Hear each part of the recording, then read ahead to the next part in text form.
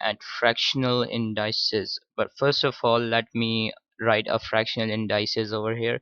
As you know, fractions are nothing but two numbers on top of another, and so a fractional indices is almost the same. Like a fractional indices is this 1 upon x to the power of 2. But what happens here if you push this x up to this place of 1, it becomes x to the power of minus 2, and you call this reciprocal. But if you push it back again where it was, the x to the power of minus 2 becomes x to the power of 2 again.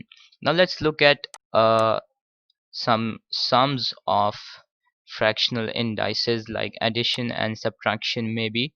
Let's look at addition first. So here is an indices, and it is getting multiplied by 1 upon x to the power of 4.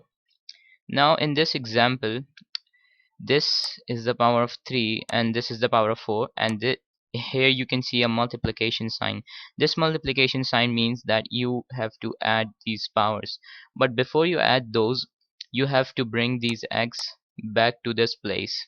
So let's bring this x back to its place, and positive 3 becomes negative 3.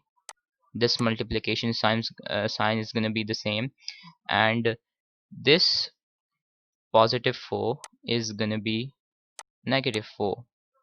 Alright, so if we add minus 3 to minus 4, it's automatically going to be minus 3 minus 4, which is going to be minus 7, and x to the power of minus 7 is the answer. You can write it as 1 upon x to the power of 7 as well. Now let's look at division, which is actually the subtraction of indices. Now instead of putting a multiplication sign, we can put a division sign over here, and the same steps we have to repeat the same steps we did before. There's a division sign, and there you go, there's a subtraction sign over here.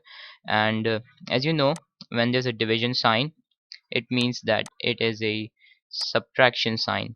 So it means that x to the power of minus 3 is getting subtracted to x to the power of minus 4. Actually, these indices are getting divided while these numbers are getting subtracted. Now let's subtract these numbers. Instead of the division sign, we're gonna put a minus, we're gonna put a bracket, and then the minus 4. When this minus multiplies with this 4, it becomes a plus sign, which is minus 3 plus 4, which is positive 1. Now you can write it as x, or x to the power of 1, as you like. And this is the answer. Another way of doing it might have been that instead of uh, putting this x to the up, you should just change this division sign into multiplication.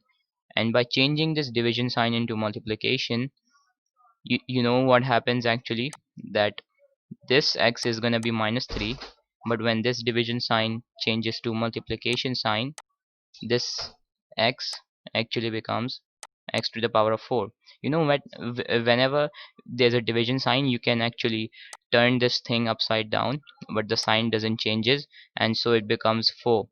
But when there is a division sign, you have to you have to subtract. For example, when there would have been 1 upon x to the power of 3 divided by 1 upon x to the power of 4, and when you have pushed this sign up, push this indices up, this indices would have been minus 4, and the sign would have been of the division.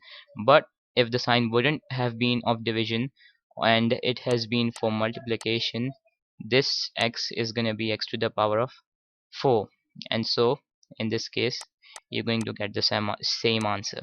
And that is it from the fractional indices. And you can watch the addition and subtraction of indices and the end screen and in the description as well. Thank you.